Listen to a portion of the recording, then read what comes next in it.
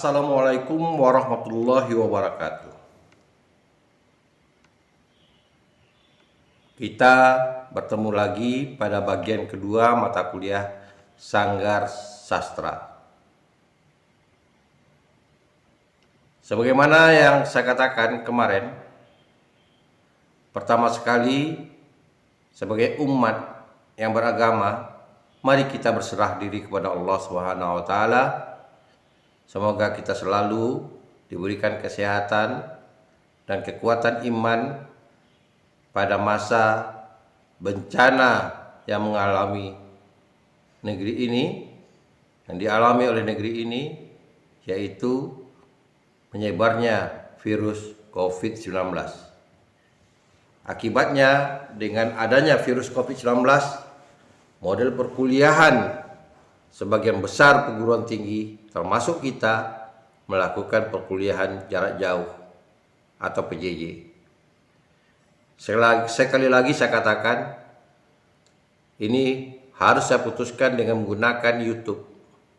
Karena bagi saya, Anda semua tentu ingin melihat wajah dosen-dosen yang ingin mengajarkan Anda pada semester ini. Khususnya mata kuliah Sanggar Sastra.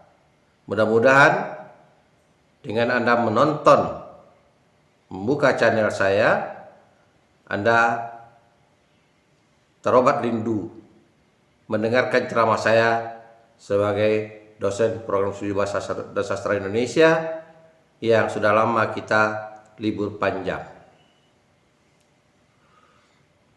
Para mahasiswa yang saya hormati, selawat dan salam kita aturkan kepada Besar Muhammad Sallallahu Alaihi Wasallam yang terlalu berat bagi dia mengubah umatnya untuk menyempurnakan akhlak. Nah, bagi beliau tugas utamanya menyampaikan firman Allah, yaitu bagaimana menyempurnakan akhlak kita, baik dalam pengertian luas maupun dalam pengertian sempit. Oleh karena itu, mari kita secara sadar menyempurnakan akhlak kita sesuai dengan ajaran agama yang kita pahami, yang kita anut.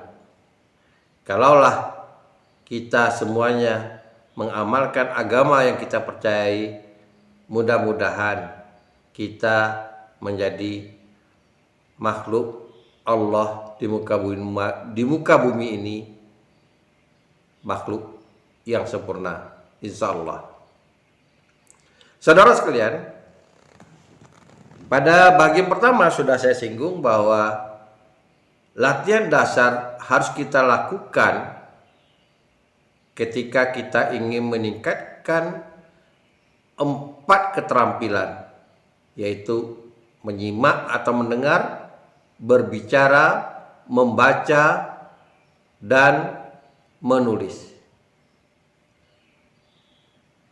Pertama sekali adalah bagaimana kita melatih tingkat konsentrasi kita.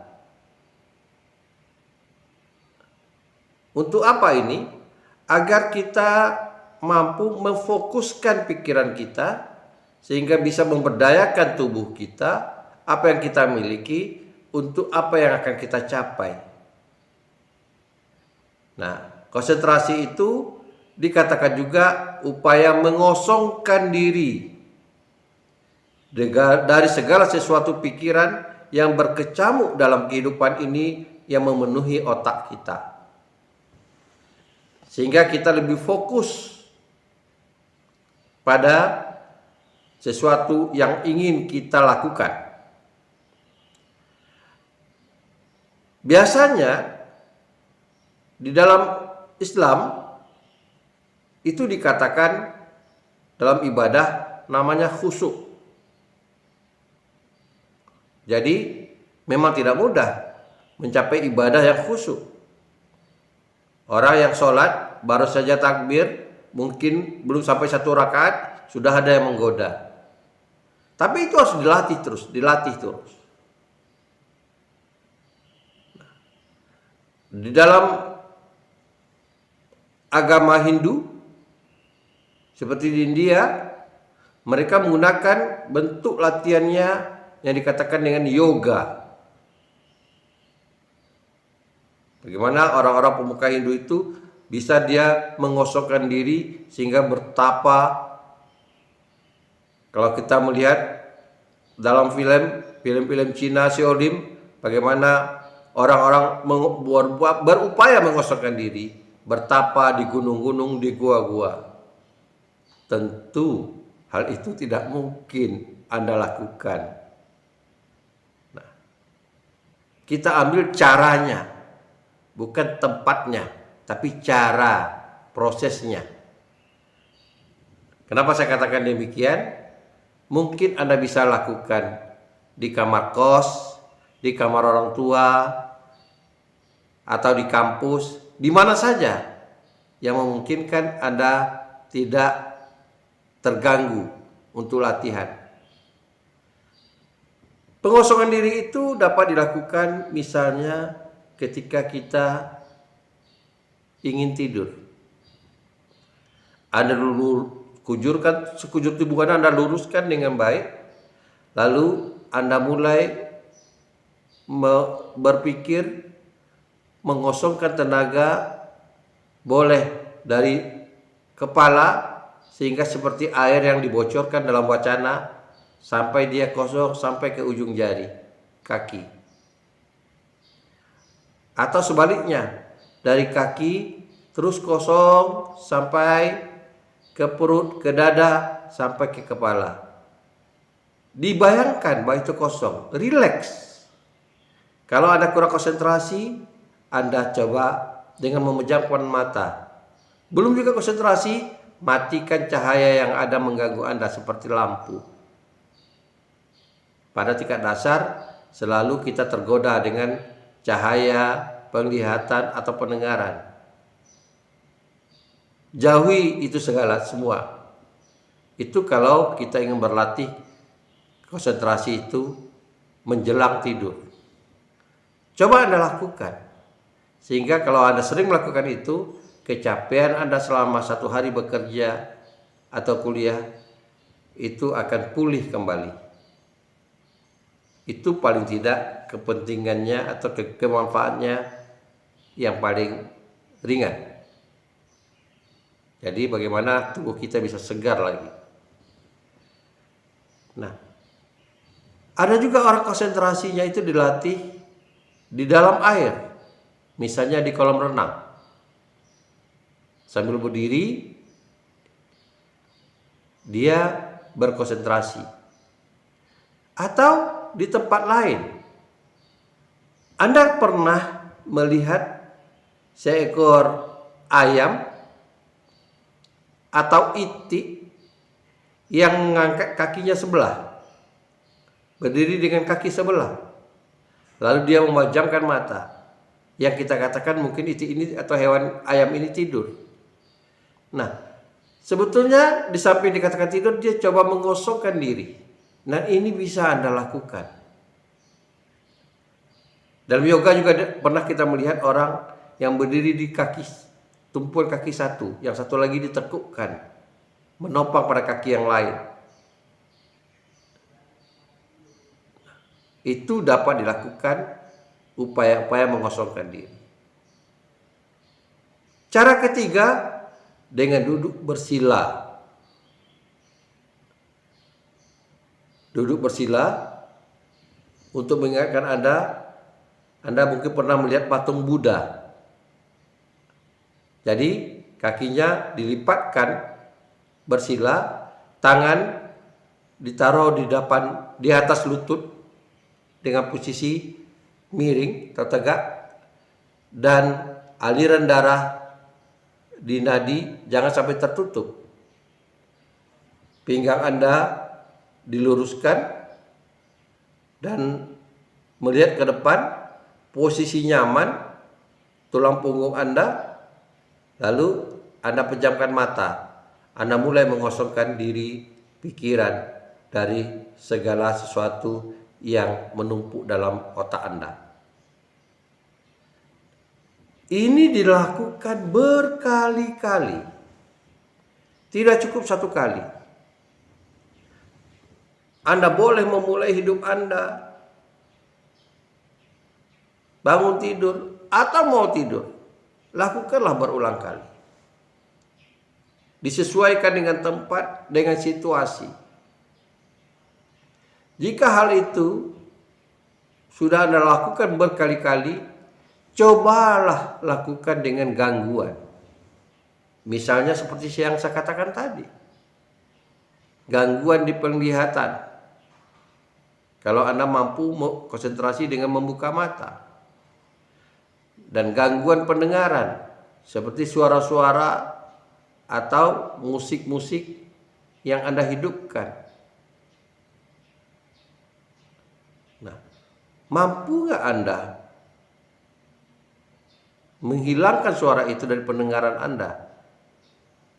Atau setidak-tidaknya tidak mengganggu konsentrasi Anda? Ada juga orang melakukan, memang itu sengaja dibuat untuk menambah konsentrasi. Misalnya suara-suara orkestra.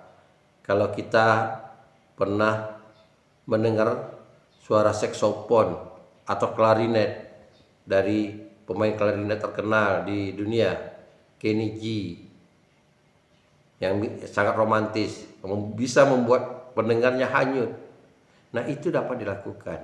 Berarti itu media yang dapat menghanyutkan kita. Sehingga ketika kita meredamkan mata, lalu kita mendengar musik itu, kita seakan-akan melayang. Seakan-akan kita terangkat dari kedudukan kita. Seakan-akan kita di awang-awang. Begitulah latihan-latihan konsentrasi yang pada tingkat lebih tinggi. Saudara sekalian, apa gunanya pengosongan diri itu atau konsentrasi itu? Ini melatih kita fokus terhadap sesuatu. Karena dalam sanggar, kita mengalih cara kerja otak kita. Dari otak kita yang beroperasi secara otomatis, otak kecil kita, atau melakukan sesuatu dalam keadaan tidak sadar, tidak direncanakan, dengan sesuatu yang direncanakan secara sadar. Misalnya, bagaimana selama ini keseharian kita berbahasa tidak secara sadar. Kebetulan otak kecil kita itu normal. Sehingga spontanitas saja mengalir kata-kata, kalimat-kalimat dari mulut kita. Tanpa kita sadari.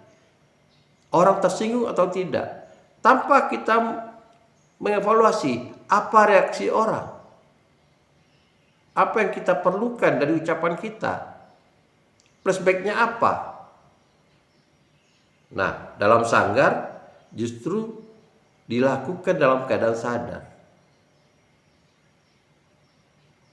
Karena itu perlu konsentrasi. Sebagai aktor dalam sebuah pertunjukan, kita ingin penonton itu ketawa, marah, sedih. Berarti kan kita harus rencanakan. Tapi kita tuntutan pertunjukan kita ingin penonton itu ketawa, sementara tidak timbul suasana yang kita harapkan. Berarti kita gagal. Harus kita koreksi lagi. Nah, itulah gunanya diawali dari bagaimana kita berlatih mengosongkan diri sehingga kita bisa bermain peran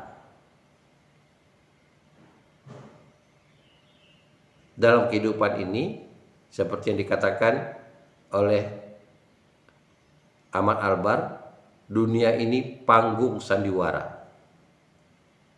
Di mana Anda berada, sebetulnya Anda bermain peran.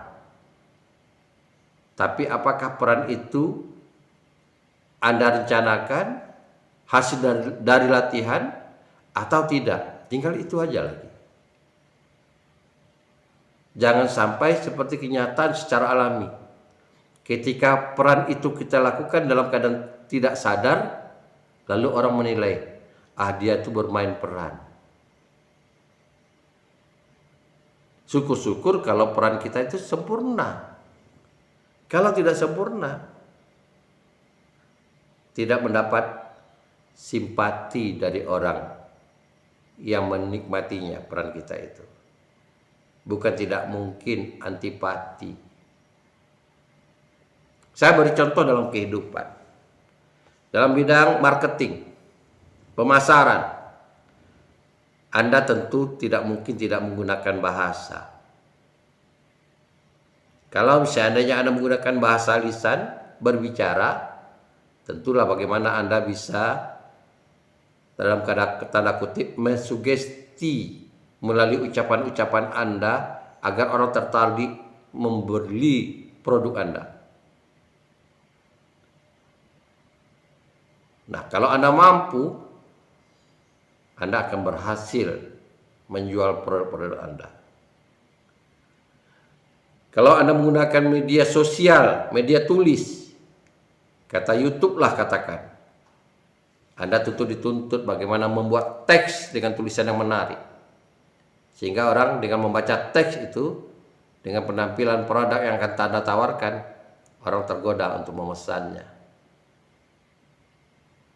Jadi sekali lagi saya katakan, itulah yang harus Anda sadari. Bahwa di dunia ini, orang tidak mungkin lepas dari kehidupan berbahasa. Kalau ingin jadi sukses Anda, tingkatkanlah keterampilan berbahasa Anda sehingga dapat digunakan dalam kehidupan kita. Jika konsentrasi itu sudah Anda lakukan, jangan terhenti sekali dua kali. Lanjutkan terus, dibiasakan. Allah bisa karena biasa. Apa sulitnya menjelang tidur lalu mengosongkan diri? Setelah membaca 3 ayat agar kita terlindungi dari godaan setan. Qul huwallahu ahad, qul a'udzu birabbin nas, qul a'udzu birabbil falaq. Baca sesuai dengan anjuran agama Islam. Lalu berdoa, mulailah mengosongkan diri. Anda akan nyaman tidur. Jadi latihan mengosongkan diri itu sangat besar manfaatnya bagi kesehatan kita. Saudara-saudara sekalian, jadi saya anjurkan Anda coba memperagakan kosongan diri itu. Nanti Anda rekam, Anda videokan, Anda publikasikan, Anda kirimkan ke saya. Atau dapat melalui Instagram Anda, sehingga saya bisa menyaksikan benar Anda sudah melakukan itu. Saya berharap dengan demikian mungkin untuk kesempurnaan saling mengomentari apa-apa yang dilakukan oleh teman-teman Anda. Para mahasiswa yang saya hormati, langkah selanjutnya adalah latihan pengucapan yang lazim dikatakan latihan vokal. Sebetulnya lebih tepatnya latihan pengucapan, pelafalan. Apa yang diucap, apa yang dilafal? Ya, tingkat komponen bahasa yang paling kecil itu kan huruf. Jadi ada huruf hidup, ada huruf mati yang kita kenal dalam ilmu fonologi. Biasanya dilatih dengan huruf hidup, vokal. Karena latihan yang dimulai dari huruf vokal dikatakanlah latihan vokal. Latihan ini juga digunakan bagi seni-seni yang menggunakan bahasa, kayak seni suara, seni pertunjukan. Itu harus ada latihan vokal. Stand up komedi, monolog. Jadi seni-seni peran itu perlu latihan vokal. Untuk apa latihan vokal ini? Agar pengucapan kita sesuai dengan tuntutan dari vokal itu.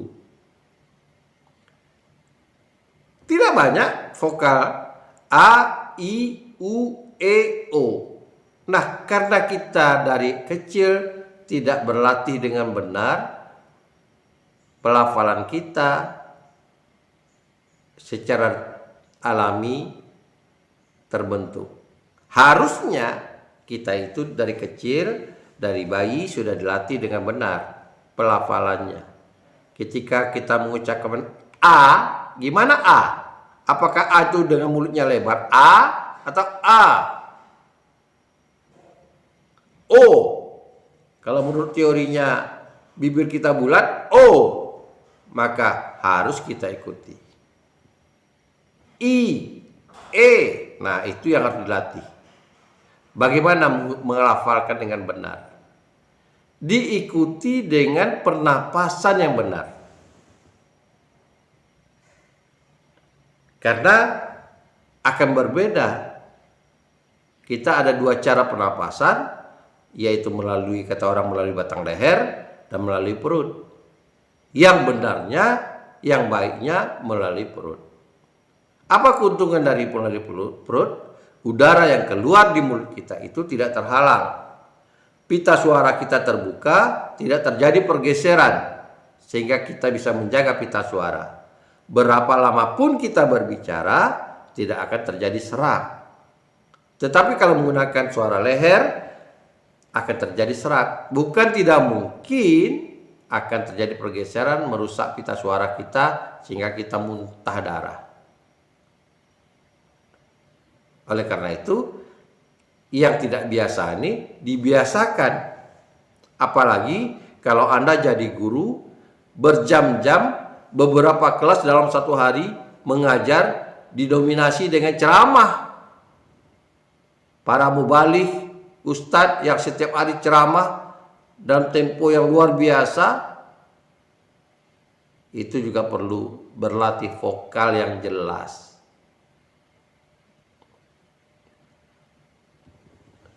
Menurut Hasan Yunus, kalau kita ingin berlatih bahasa yang benar ini, sebaiknya di usia 40 tahun ke bawah. Kalau udah usia saya ini, sudah terlambat. Diibaratkan bambu, sudah jadi betung. Sehingga tidak lentur lagi. Malah yang harus dilenturkan itu harus ditempatkan posisi yang benar, yaitu alat ucap kita, artikulator dan artikulasi yang ada dalam rongga mulut kita. Bagaimana lidah sebagai alat ucap, tepat dia. Kalau dental, tepat dia posisinya pada gigi. Kalau bilabial, tepat kita bibir kita, bibir atas dan bibir bawah kita bertemu, bilabialnya. Nah, ini dalam ilmu fonologi yang kita pelajari, bagaimana lafal-lafal pengucapan itu. Tidak cukup hanya mengetahui, tapi harus dilatih. Sekali lagi, Allah bisa karena biasa. Usia Anda belum 40 tahun. Kalau secara sadar Anda menggunakannya, Anda akan mampu menggunakan bahasa Indonesia yang baik. Anton Leono pada tahun 80-an ketika berkunjung ke Pekanbaru, dalam ceramahnya atau menjawab pertanyaan audiens mengatakan, orang berbahasa Indonesia yang baik itu secara lisan dibuktikan oleh ketidakmampuan orang lain menduga asal usulnya. Yang kebanyakan kita sekarang ini mendengar orang berbahasa, kita tahu ini asalnya dari mana. Wah, ini dari Bangkinang nih ibu ini. Bapak ini dari Tapanuli ini. Oh, bapak ini dari Jawa, dari Sunda, dari Melayu. Dialeknya itu terasa. Nah, harusnya pada generasi Anda yang belajar Sanggar ini, coba perlahan-lahan secara sadar diperbaiki. Sehingga orang nyaman mendengar Anda berbicara. Vokalnya jelas. Tidak terusik orang memahami kata yang Anda ucapkan karena vokal Anda tidak jelas. Ini dilatih berulang-ulang. Ya. Kalau tadi konsentrasi, sekarang latihan vokal, dilatih berulang-ulang. Karena itu ada semacam tradisi dalam sebuah sanggar teater dimanapun, memulai latihan itu dengan latihan dasar tadi. Latihan konsentrasi, kemudian latihan vokal. Latihan ketiga yaitu olah tubuh. Bagaimana melenturkan tubuh kita ini, organ-organ tubuh kita yang dipentingkan dalam pengucapan sebagai penguatan dari isi ucapan kita secara natural. Nah, ini ada kalanya bagi pemain-pemain pemula yang tidak olah tubuhnya kurang, terasa kaku. Nah, olah tubuh itu dari mana? Dari sendi yang terkecil. Sendi-sendi yang terkecil, ujung jari. Itu dilenturkan. Apa faedahnya? Yang pertama, melancarkan peredaran darah. Yang kedua, kita tidak lagi berdasarkan spontanitas refleksi, tapi kita rencanakan. Banyak orang yang ketika bicara menggunakan tangan begini, terkadang kalau kita lihat ada kebiasaan buruk, tidak nyambung dia dengan apa yang diucapkannya, dengan apa yang digerakkannya. Atau kita melihat banyak penyanyi lagunya sedih, raut mukanya ceria. Dalam ilmu seni suara dikatakan dia tak dapat feel-nya, tak dapat dia. Tak dapat feel-nya. Nah, oleh karena itulah dilatih. Olah tubuh itu mulai dari muka. Bagaimana muka marah, muka terkejut, muka takut, dari raut muka. Dilatih. Lalu organ-organ bagian lain, tangan, badan, kaki, itu dilatih. Jadi ada olah tubuh.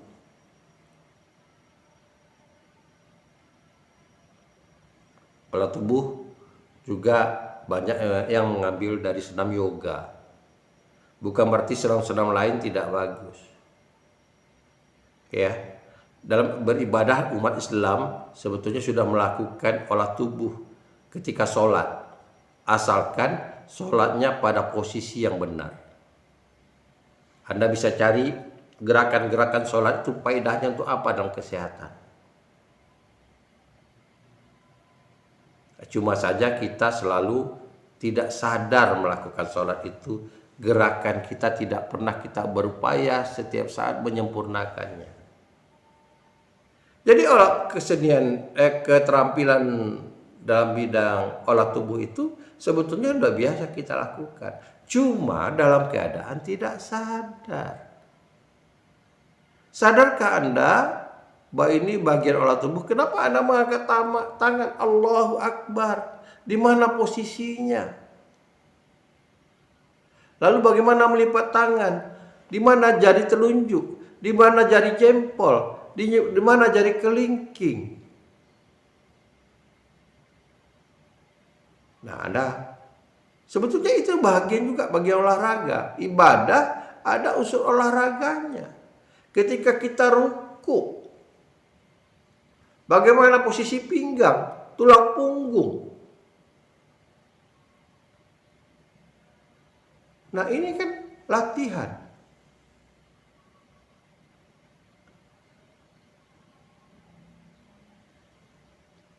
Saudara-saudara sekalian, itulah pentingnya tiga unsur dasar.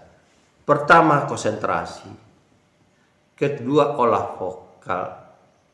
Ketiga, olah tubuh. Nah, berarti kalau konsentrasi kita sudah mulai meningkat, kita sudah bisa memasukkan penghayatan kita pada peran yang akan kita mainkan. Bagaimana caranya? Observasi. Banyak para artis, pemain peran di Indonesia menyatakan ingin dia tidak hanya peran-peran yang rutinitas, tapi dia ingin peran-peran yang menantang. Misalnya, jadi orang idiot. Anda mungkin melihat orang idiot, tapi tidak mudah memerankan sebagai orang idiot. Jadi orang gila, mungkin Anda pernah menjumpai orang gila, tapi memerankan sebagai orang gila tidak mudah. Perlu proses. Oleh karena itu, untuk membangun peran itu harus konsentrasi dan diperkaya dengan survei, observasi. Kita mau menjadi peran apa? Observasi itu dapat saja dilakukan di lapangan. Dapat saja dilakukan secara otodidak di ruangan. Anda tentu punya pengalaman. Pernah melihat. Misalnya sebagai seorang guru. Anda bisa membayangkan. Dari SD sampai ke perguruan tinggi. Ada guru. Bahkan dari PAUD. Yang ikut PAUD. Dari PAUD, SD, SMP, SMK atau SMA.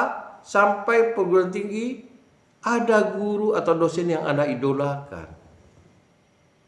Anda ingin cara dia mengajarkan, cara dia berbicara. Coba di muka cermin, di rumah atau di sekolah, Anda berdiri. Anda coba memperagakan. Anda latih memperagakannya. Sampai Anda puas. Anda meyakini bahwa Anda mirip dengan apa yang Anda tiru. Figur yang Anda perankan itu. Salah satu bentuk latihan. Latihan peran namanya. Apakah sebagai penceramah perlu latihan peran? Perlu.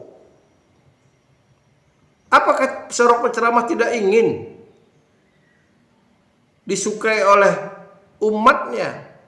Kalau ingin disukai oleh umatnya, untuk teknik berbicara, berceramah, observasilah para penceramah yang banyak umatnya, yang kemana-mana dia diundang. Itu bukti Anda serius bagaimana Anda mengobservasi.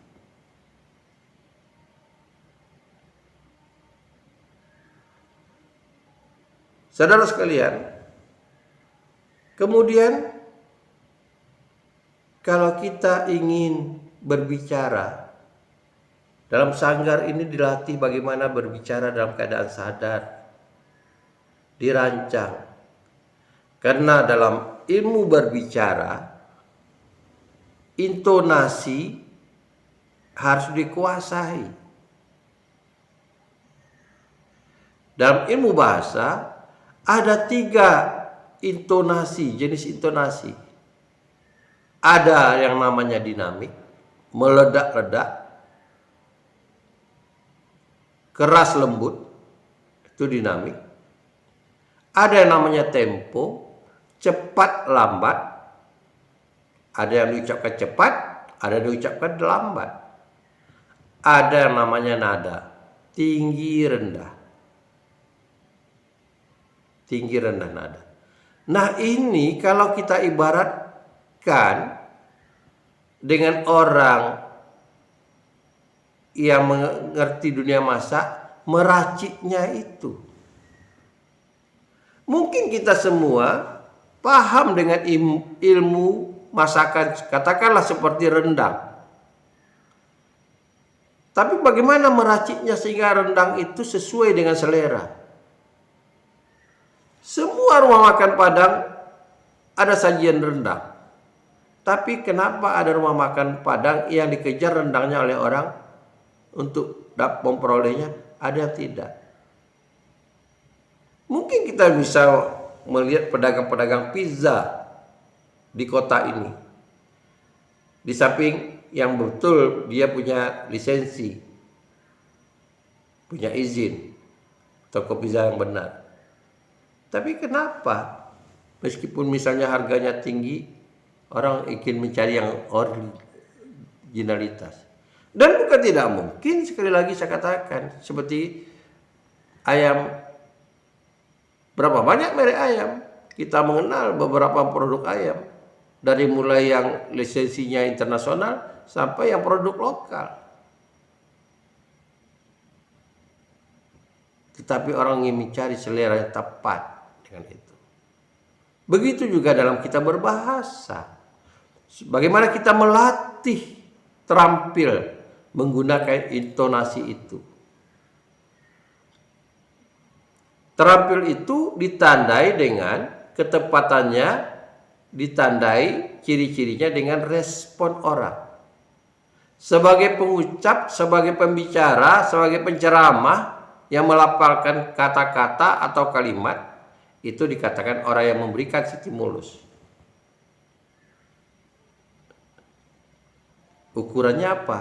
Stimulus itu rangsangan itu supaya komunikatif. Ya ada respon.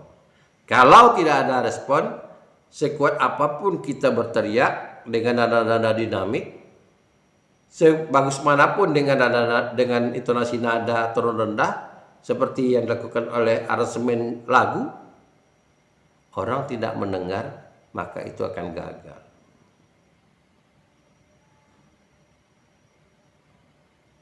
Saudara sekalian, dalam media sosial saya pernah membaca ketika lagu Bongkarnya Iwan Fals dilakukan oleh Iwan di Istora Senayan.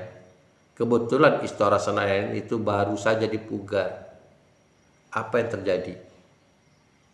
Ketika Iwan mengatakan bongkar ya bongkar, sebahagian penonton dengan emosinya memecahkan atau merusak tempat duduk yang baru saja direhab.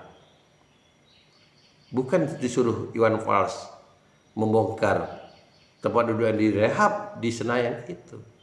Tapi begitu responnya itu sehingga mereka tidak sadar lagi. Emosi mereka terwakili. Mungkin situasi politik, ekonomi pada saat itu yang akhirnya tersalurkan dengan emosi Iwan Fals mengucapkan kata bongkar ya bongkar. Kita juga bisa melihat beberapa peristiwa lain.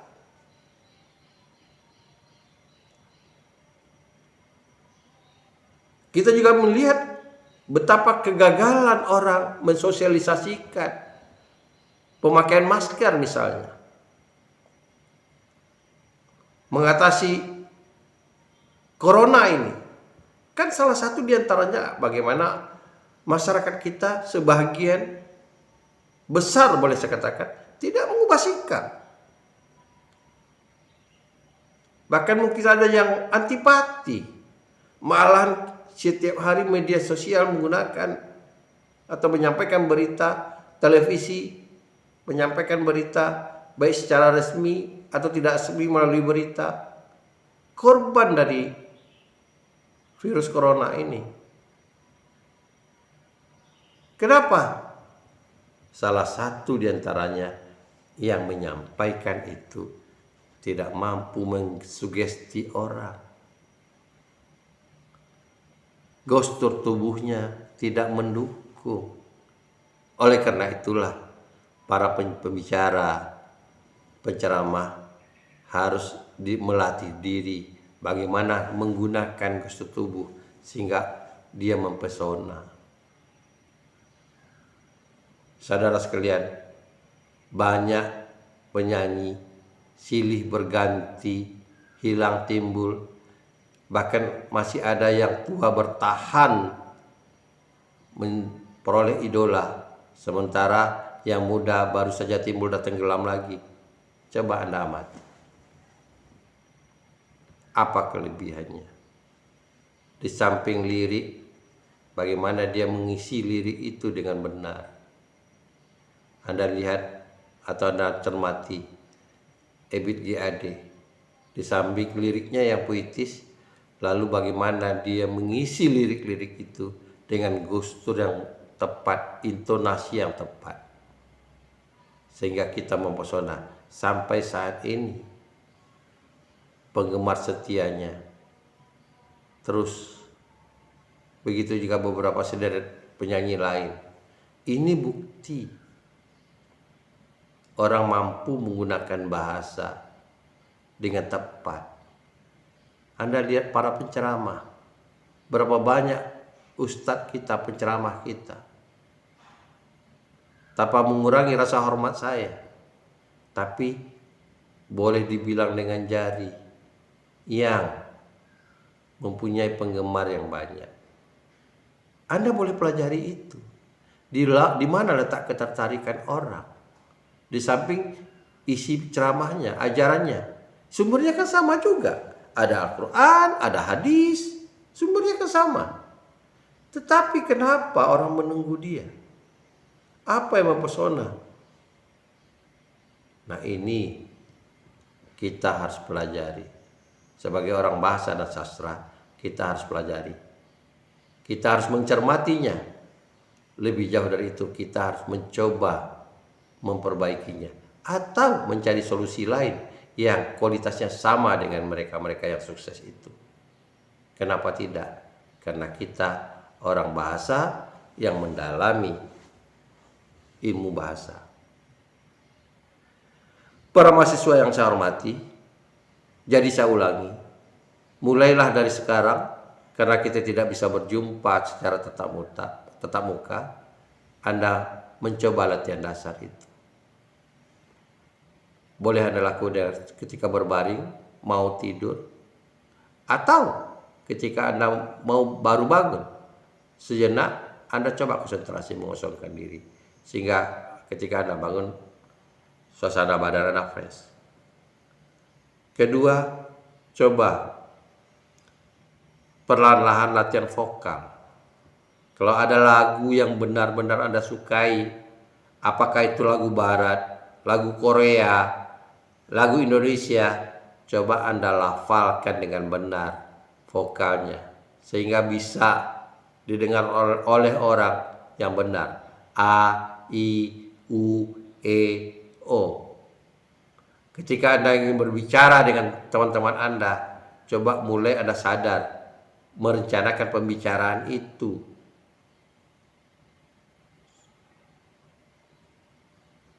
Bagaimana mempesona pembicaraan Anda sehingga lawan bicara Anda itu terpengaruh. Saudara sekalian, kalau kita mampu bangun situasi suasana sehingga antara stimulus dan respon itu terbangun. Luar biasa dahsyatnya bahasa ini.